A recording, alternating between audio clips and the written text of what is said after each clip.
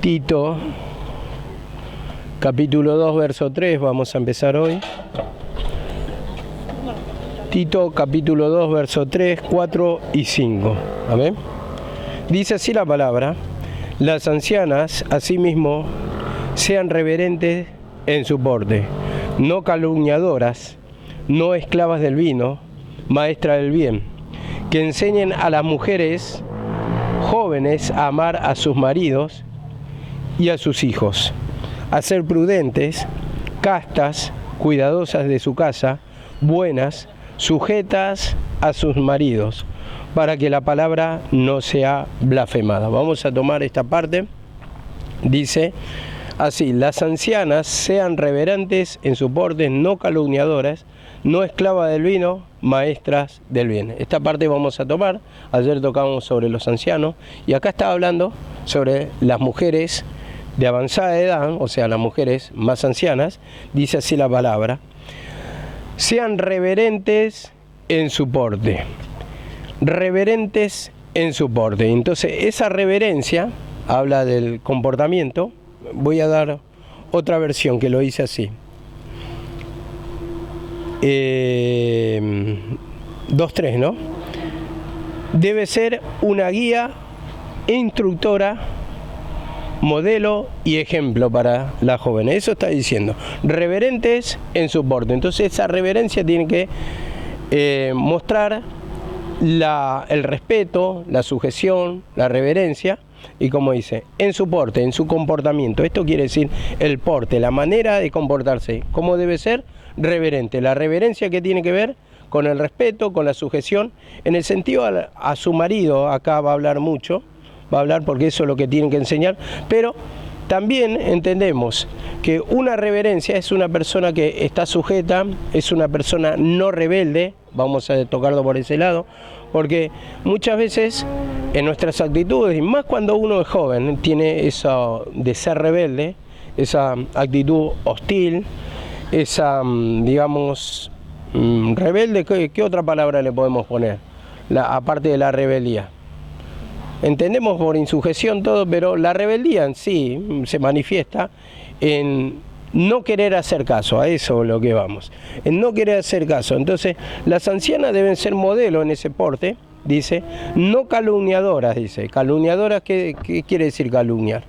Rebajar la personalidad del otro, o sea, inventás cosas para detractar a su persona, para rebajarla. Entonces está inventando cosas que no son ciertas. Entonces dice no calumniadoras. En otra versión también dice no chismosas. Entonces ese chisme, pero el chisme muchas veces tiene que ver con las verdades, pero en este caso la calumnia tiene que ver con la mentira, con la cosa que se inventa para justamente vamos a decir, perjudicar a otra persona. Eso es exactamente lo que está enseñando acá. Y dice, no esclavas del vino y maestras del bien. Ahora, vos fíjate que dice, no esclava del vino. Y en la versión griega dice, no estar esclavizada de mucho vino. Y yo entendía que esa esclavitud, la esclavitud, vemos que cuando una persona está esclavizada de un vicio, lleva a la borrachera, ¿no? Entonces esa borrachera se sobreentiende que está gobernada por el pecado, porque yo no creo que esté hablando acá en el sentido natural de una mujer borracha, porque ustedes fíjense que ayer cuando hablamos de los ancianos no se tocó ese pecado, pero ahora sí se está tocando. Y la borrachera es algo más que se da comúnmente en lo natural en los varones, ¿no? En los varones. Pero acá vemos que lo habla solamente por las ancianas, y por eso se sobreentiende cuando dice no esclava del pecado, se está sobreentendiendo que esa esclavitud habla de lo espiritual, por eso digo pecado, habla de borrachera, y cuando uno está borracho está gobernado ¿por qué? Por el pecado, ¿no? Espiritualmente lo podemos llevar por el lado de Moisés, cuando estuvo en la tienda, estuvo desnudo, y dice que estaba embriagado. Así muchas veces nuestra vida está gobernada por el pecado, y entonces es uno de los atributos que debe tener una anciana, no ser gobernada por el vino, por el pecado. La manifestación va a estar, pero no el gobierno, en el sentido que ya tiene que cambiar de actitud. Esa es una actitud, el ser gobernado de algún pecado, de lo juvenil, vamos a decir, que tiene que ver en cuanto a la juventud, porque recién comienza en el camino del Señor, todavía no tiene mucho conocimiento, se va humillando, entonces va dominando sus deseos, sus impulsos, hasta que prácticamente ya no le gobierna el pecado. Si bien va a haber luchas, va a haber momentos de flaqueza, pero no es un gobierno de todos los días, o sea, cada tanto le toma, y muchas veces internamente, pero, dice acá, no esclava del pecado, maestras del bien. Maestras del bien. Entonces yo entendía que estas dos frases acá, cuando dice no esclava del pecado y maestra del bien, se traduce así, o se entiende así. No esclava de los placeres, sino maestra del bien. Entonces no va a ser esclavo, y esclavo tiene que ver con la falta de conocimiento, con que te domina la insensatez, que te dominan los placeres, sino maestras del bien. Entonces que enseñen el bien, son guías, son referentes, deben enseñar lo bueno. Esto está diciendo o está enseñando en esta parte. Y dice así también en el 2.4, que enseñen a las mujeres jóvenes a amar a sus maridos y a sus hijos, dice, a ser prudentes, castas, cuidadosas de su casa, buenas, sujetas a sus maridos, para que la palabra de Dios no sea blasfemada. Entonces, como instructora, como guía, como modelo, debe ser un ejemplo para las mujeres más jóvenes. Entonces dice acá que enseñen a amar, dice, a las jóvenes, a sus maridos y a sus hijos. Entonces, vemos cómo es una educación en cuanto a llevar a la familia adelante, cómo debe gobernar, cómo debe manejar, cómo debe amar, cómo debe respetar al marido. Acá habla de un respeto, de una sujeción, y a sus hijos. Entonces, un buen gobierno en la casa. Y muchas veces, si hacemos un poquito de meditación, muchas veces ni siquiera podemos dominar nuestros impulsos porque nos sentimos mal o se sienten mal las mujeres. Entonces, menos va a estar capacitada para gobernar una casa, amar a su marido y a sus hijos. Y dice acá la palabra también a ser prudente. Y esa prudencia tiene que ver con el dominio propio, con ser controlada, con no ser impulsiva. Entonces, la prudencia, ¿qué pasa? Mide las consecuencias de las decisiones que va a hacer, de las decisiones que va a tomar, de los actos que va a hacer, del manejo que va a hacer, de la decisión que va a hacer. Entonces mide a ver qué consecuencias puede traer. ¿Son buenas, son malas? Entonces tiene prudencia siempre para moverse. Piensa dos veces, a ver a dónde le va a llevar esa decisión. Va a ser siempre prudente, tanto en las decisiones familiares, en las decisiones individuales de su vida. Entonces, ¿por qué? Porque siempre sabemos que por nuestros actos hay consecuencias. Entonces, con eso tiene que ver la prudencia. Y dice acá la palabra castas. Castas. Y esta palabra castas tiene que ver, y lo voy a dar al significado. Es algo en que se abstiene de la esclavitud sexual considerada inmoral. Otro significado. La castidad se refiere, porque casta tiene que ver con castidad, se refiere a la pureza, la virtud, la integridad de una persona. Se practica como preparación espiritual para el matrimonio. Escuchen. Y dice, la castidad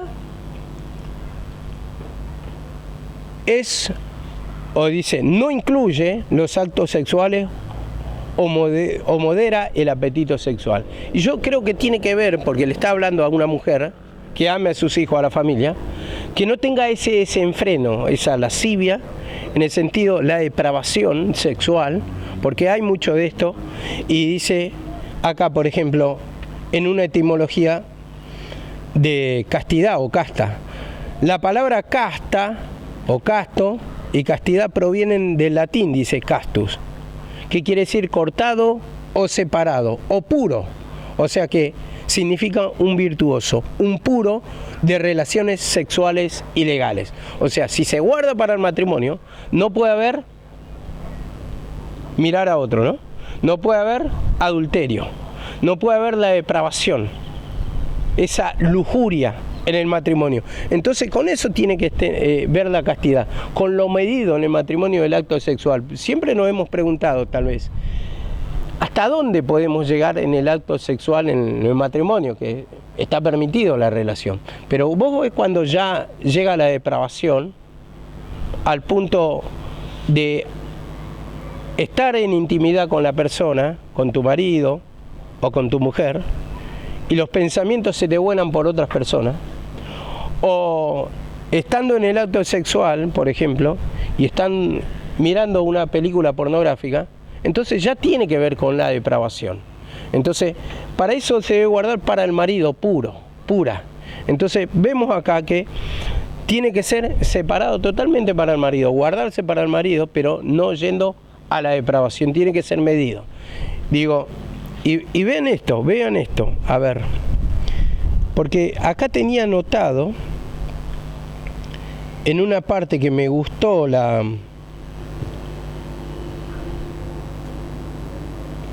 definición, y le voy a dar todo, porque si no me pierdo. Dice, para los judíos y cristianos y musulmanes, los actos de la naturaleza sexual se limitan al matrimonio. Para las personas solteras, la castidad equivale a la abstinencia sexual. Los actos sexuales fuera del matrimonio, como el adulterio, la fornicación y la prostitución, se consideran inmorales debido a la lujuria. También significa fidelidad al esposo o a la esposa durante el matrimonio. En lo moral, la castidad está opuesta al pecado de la lujuria. Y finalmente dice, en el matrimonio los cónyuges se comprometen a mantener una relación de por vida que excluye la intimidad sexual con otras personas. O sea, ¿para quién vivís? ¿Para tu marido o para tu esposa? Entonces, esto le está enseñando acá Pablo, que enseña a las ancianas a que las mujeres sean castas. ¿Por qué? Tengamos el contexto en ese tiempo, que las mujeres se veían muy mal en el sentido, a ver, una mujer que contestaba al marido, una mujer que levantaba la voz, una mujer que le faltaba el respeto al marido, ni hablemos del adulterio, prácticamente se veía mal. Y una vez compartí con una persona que me enseñó, una persona siria que conoce la religión justamente, la musulmana, conoce el evangelio también porque se convirtió, pero miren lo que me decía, que dice que en la cultura musulmana, al menos como se manejan las mujeres acá en Occidente, que por ahí tienen un novio y al tiempo tienen otro, después de pelearse, digamos. Pero para ellos está mal visto, está visto como una prostituta prácticamente, una mujer así, que ya tuvo un novio, porque la mujer en esa cultura se guarda para una sola persona, de por vida, si no significa prostitución prácticamente. Mirá qué diferente que piensan nosotros, ¿no? Como nosotros lo tomamos tan levemente, pero según la palabra es así. Uno se tiene que guardar para una sola persona, y para esa persona se tiene que reservar, y por eso la guía del casamiento, con quién te vas a casar y todo eso, ¿no? Pero como el hombre pervierte siempre la palabra, y vemos que uno se pervierte en cuanto a las costumbres que tenemos acá en esta forma de Occidente de vivir, entonces parece natural tener un novio, después otro y después otro. Y ni hablemos cuando entran las conversaciones, ¿no? Porque acá dice la castidad, y dice castidad, ser prudente y castas. Y la castidad también tiene que ver, hermano, con lo que uno habla, ¿no?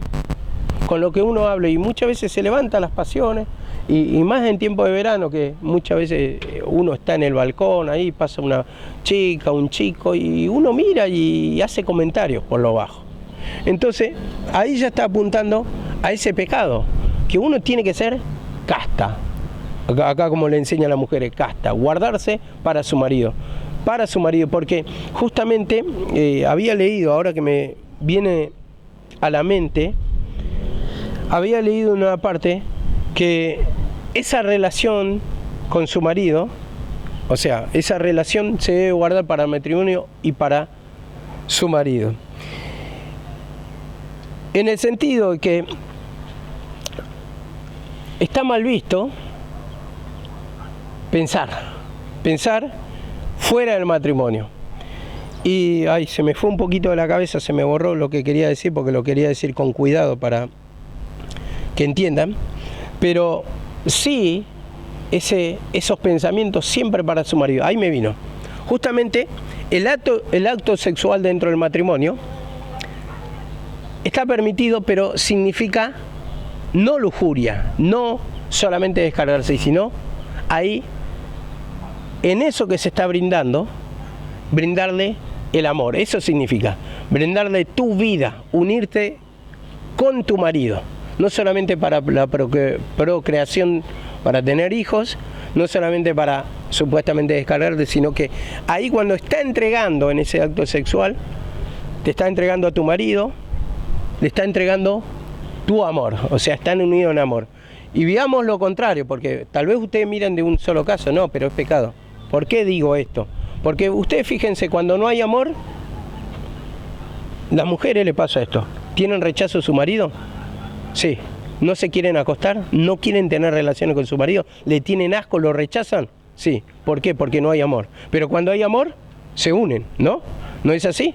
Entonces, en ese acto sexual guardado para el marido, cuando hay humillación, va a haber amor, y entonces está significando que vos le estás entregando tu vida, que le estás entregando tu amor, en el sentido de que estás vos dispuesta solamente para tu marido. ¿Amén?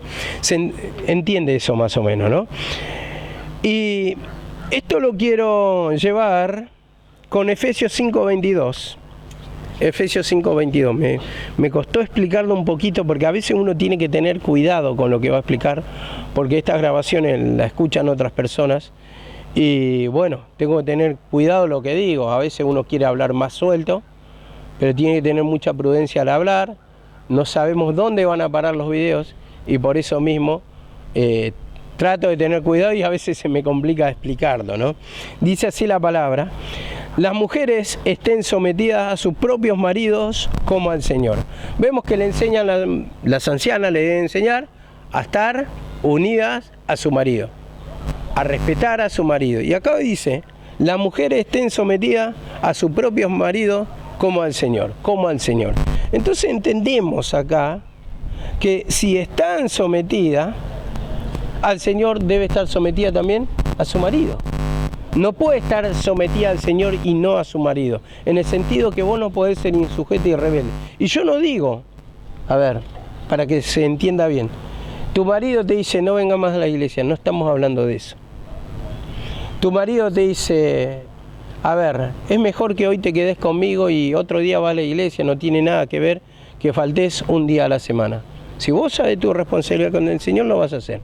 Acá está hablando en el sentido de no faltarle el respeto, no levantarle la voz, no ser pendenciera, discutidora, rebelde con tu marido. En ese caso está hablando, en el caso de la rebeldía. Y esto me da pie para ir a Efesios 5:3 también, que habla un poquito de la inmoralidad. Dice, pero la inmoralidad y toda impureza o avaricia ni siquiera se mencione entre vosotros. La inmoralidad. Vos fíjate en Efesios 5:3 cómo dice la inmoralidad. En otra versión dice, los pecados sexuales ni siquiera se menciones.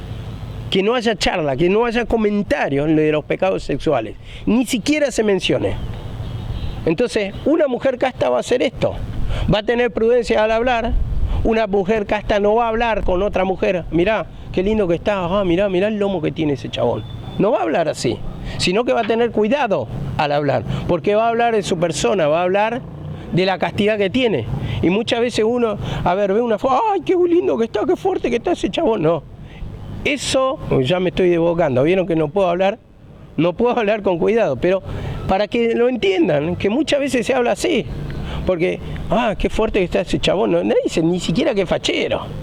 O sea, ¡ay, qué lomo que tiene, qué tubo que tiene ese chabón! Y bueno, entonces, con eso tiene que ver. La castidad también significa lo que sale de nuestra boca. Eso tiene que ver más con la prudencia. Pero si uno es casto o es casta del espíritu, también va a tener prudencia al hablar. Entonces, ahí es cuando tienen que meditar. ¿Qué comentan entre personas? ¿Qué se están comentando? A ver si está buena, está buena. Yo digo a veces, no, yo me pongo a pensar. Porque conociendo, ¿no? Conociendo porque yo ya tengo mi edad, o sea, ya tuve mi experiencia. Y es más común esto entre mujeres, lamentablemente lo digo.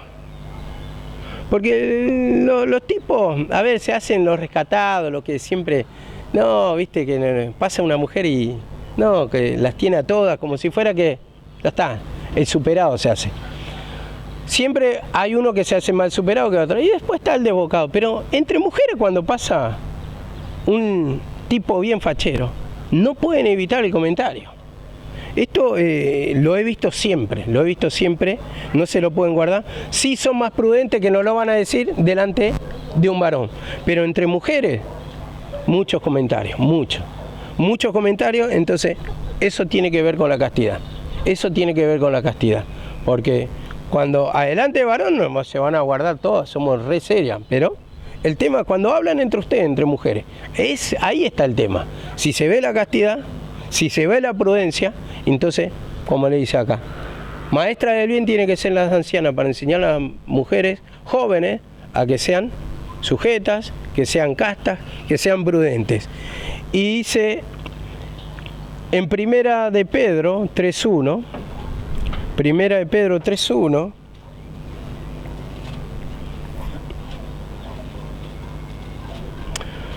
porque ustedes, mientras buscan Primera de Pedro 3.1, ustedes fíjense cómo dice en el 2.5, volviendo, porque esto no lo completé, a ser prudentes, castas, cuidadosas de su casa, cuidadosas, o sea, que gobiernen bien su casa, que dirijan bien su casa, que gobiernen bien a su familia, buena, dice, sujetas a sus maridos, ¿para qué? Para que la palabra de Dios no sea blasfemada, Todo lo que hacen a escondidas y ven a otras personas, al tiempo se conoce. ¿Y de qué van a hablar mal? De la palabra de Dios. Mira, va a la iglesia, pero después es bastante ligerita, había sido. Mirá, anda con pellera larga, pero es rapidita. O sea, no voy a usar palabras desubicadas. Usted entiende cómo muchas veces se desubican. Entonces, ahí viene a ser blasfemada la palabra del Señor. Mucha iglesia, mucha oración, pero después es rapidita, más rápida que corre camino. Y no voy a decir otra cosa, usted entiende a lo que quiero llegar, pero el buen testimonio, el ser casta en cuanto a la conducta, pero cuando uno es casta, acá, mentalmente se va humillando de todo eso, es habladurías, pecados sexuales, justamente va a cumplir con todos los requisitos, porque va a ser prudente, va a ser casta, en el sentido que va a estar guardada para su marido, va a dirigir bien su casa, porque su atención va a estar ahí, no en el teléfono viendo a ver cuántos chabones le ponen el me gusta, la foto que está escotada, que bien se te ve, no. Entonces dice, buenas, sujeta a su marido, para que la palabra de Dios no sea blasfemada. Entonces esto es lo que tenemos que entender. Y dice acá la palabra, ¿cuál es el versículo que había dicho? Primera de Pedro 3.1, dice así la palabra, asimismo vosotras, mujeres, está sujeta a vuestros maridos, para que también los que no creen a la palabra sean ganados sin palabra por la conducta de sus esposas, considerando vuestra conducta casta y respetuosa. O sea, casta y respetuosa. ¿Cómo lo querés ganar a tu marido? ¿Lo querés ganar? Si no lo has ganado, si no cree o no se sujeta a la palabra de Dios también, porque puede ser una persona que es creyente, pero no sujeta al camino, no quiere venir a congregar. Bueno, tiene que haber la conducta casta. La conducta casta en el sentido de guardar respeto, de no tener habladuría, no desubicarse, y dice, tener una conducta irrespetuosa, el respetar. Bueno, eso lo va a hacer o lo vas a ganar cuando observe tu conducta, en el sentido del cambio, el respeto. A ver, esto lo llevamos a la prédica sin palabra. Esto es lo que está tratando acá. Predicar sin palabras, porque muchas veces predicamos, pero no se gana al marido. Que le pasa, creo que no sé si el 90% de las mujeres o más, o el 100%. 100% de las mujeres vamos a poner, en esta congregación. 100% de las mujeres. Entonces te dice, sermón sin palabras, cambio. Porque acá, o sea, uno puede venir a lástima, no, mi marido es un rebelde, no quiere venir a la iglesia, claro. El muerto no habla, porque el muerto no está. Entonces uno se muestra como víctima, siempre el marido es el malo, siempre. Eso es lo que más o menos escucho, que todos se quejan de su marido, pero ¿por qué no viene? ¿Por qué no le ganas? Yo le digo, bueno, pero el sermón sin palabras, el cambio de actitud, la humildad, el respeto, la reverencia. ¿Por qué? Porque después empieza la pelea, el señorío, ¿no? A ver, alguna persona podrá decir esto, porque había notado lo que se me venía un poquito en la cabeza meditando este mensaje.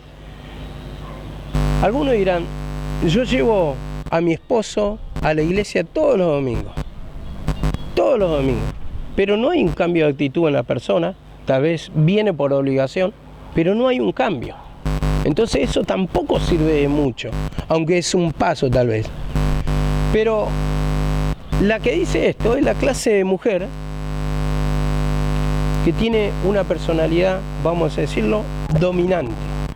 Que dice, yo lo voy a traer, pero no dice el Señor lo va a traer. Yo lo voy a traer, yo lo voy a domar, yo no le voy a permitir.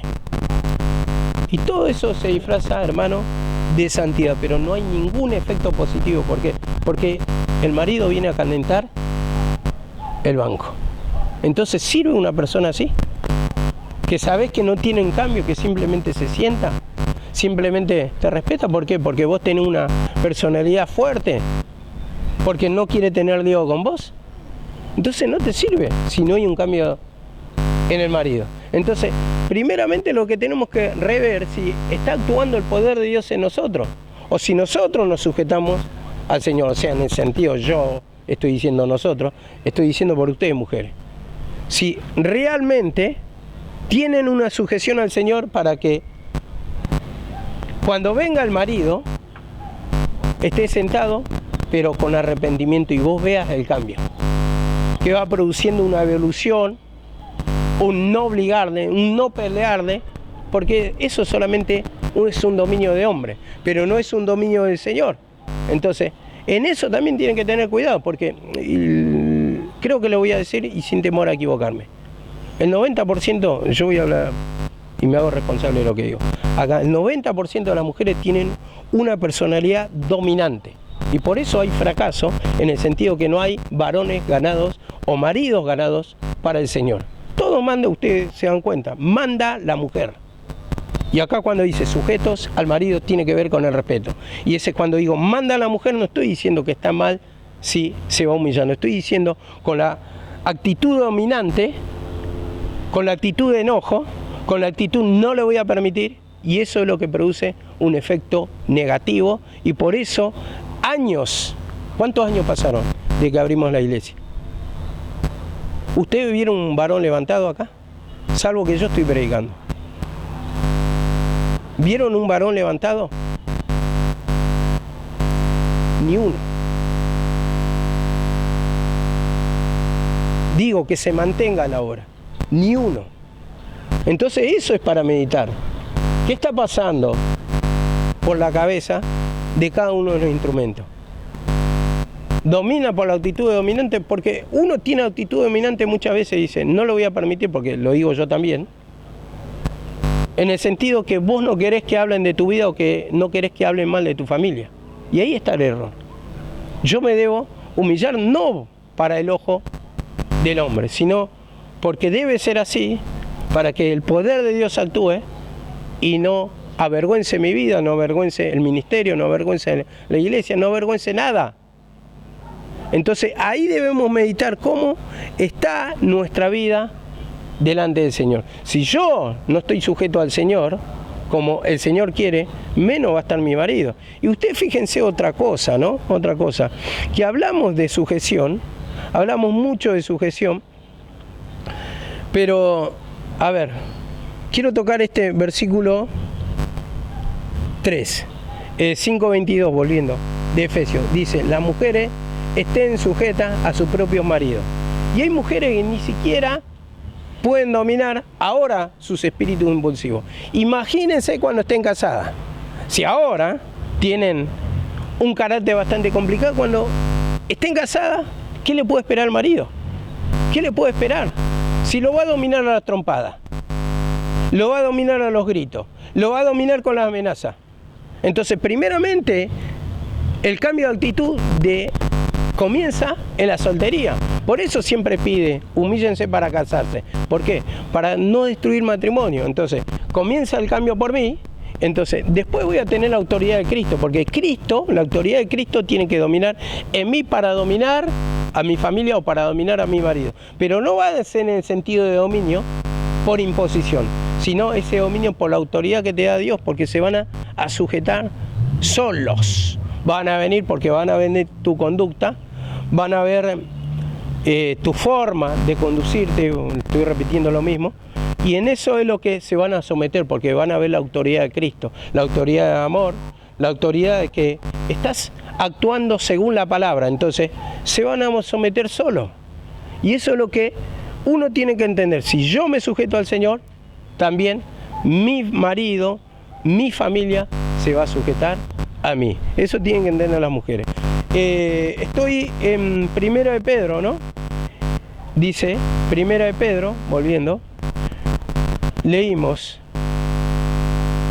3.1, 3.2, 3.3, dice así la palabra: vuestro atavío no sea el externo, de peinados ostentosos, de adornos, de oro, de vestidos lujosos, dice, sino el interno, el del corazón, en el incorruptible ornato de un espíritu afable, o sea, un espíritu amable, apacible, dice, o sea, con paz, que es de grande estima delante del Señor. Entonces, no debe ser el externo, dice, sino el interno. Entonces, ahí está justamente la sujeción interno. Yo me sujeto al Señor, ese adorno está internamente, no en apariencia, porque muchas veces aparentamos. Venimos, cumplimos, oramos, están siempre, nadie niega eso. Pero internamente, ¿cómo están delante del Señor? Internamente, externamente, me conduzco, me comporto, soy prudente en hablar, muchas veces palabras desubicadas delante de los hermanos, pero internamente, ¿cómo estoy? Entonces dice, debe ser el del interno, por eso habla de la castidad en el espíritu. Si yo soy casto en el espíritu, sos casta en el espíritu, eso se va a ver reflejado en tu vida exterior.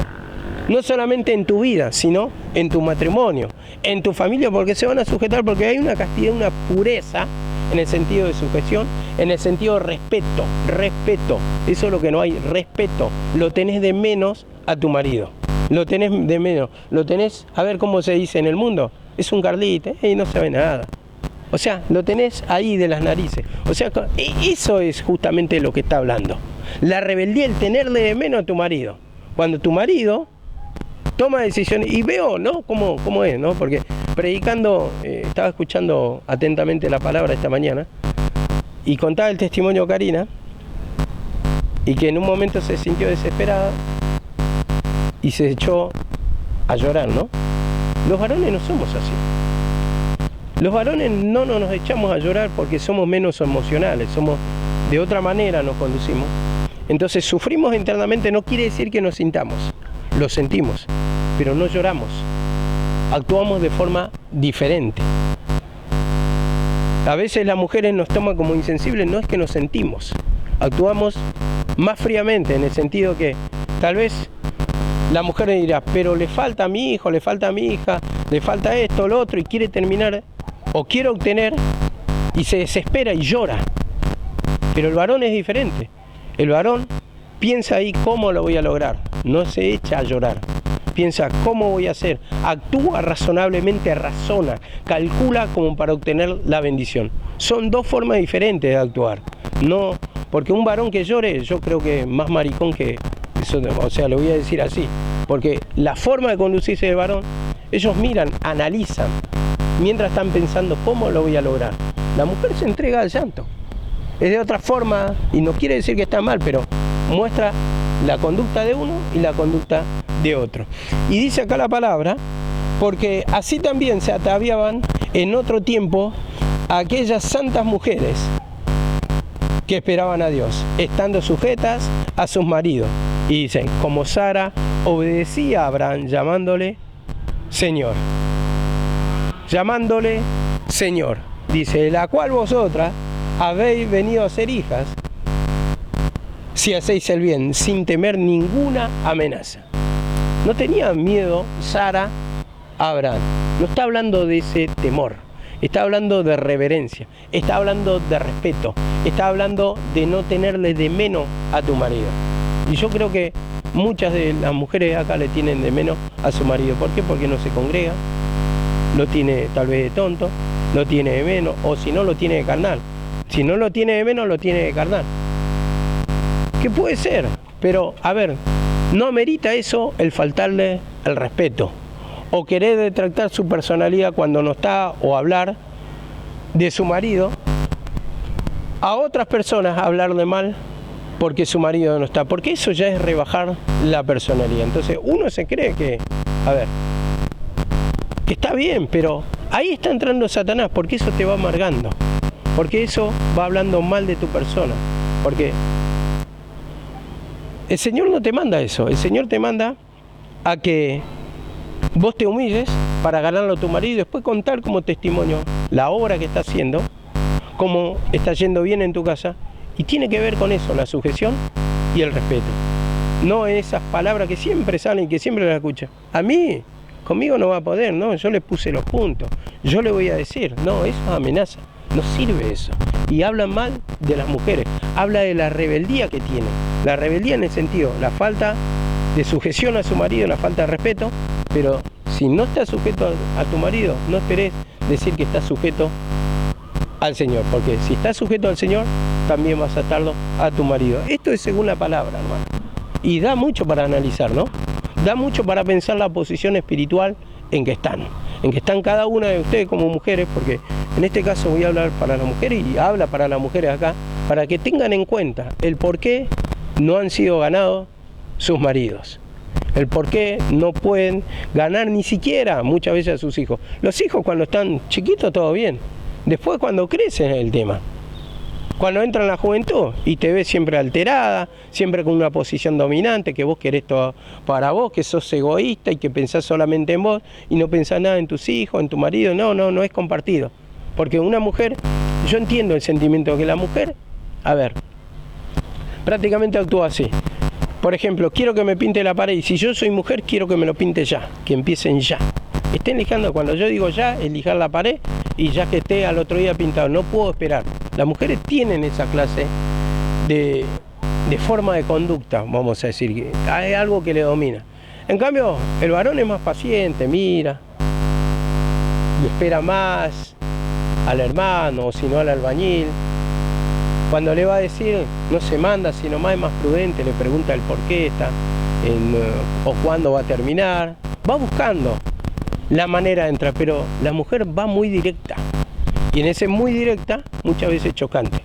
En el sentido que quiere ya, entonces no puede esperar, y entonces ¿qué pasa?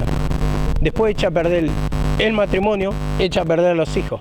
¿Por qué? Porque quiere ya todo. Y no es por imposición, por grito, porque yo mando, porque la autoridad de Dios está conmigo y es una imposición, algo disfrazado de humildad.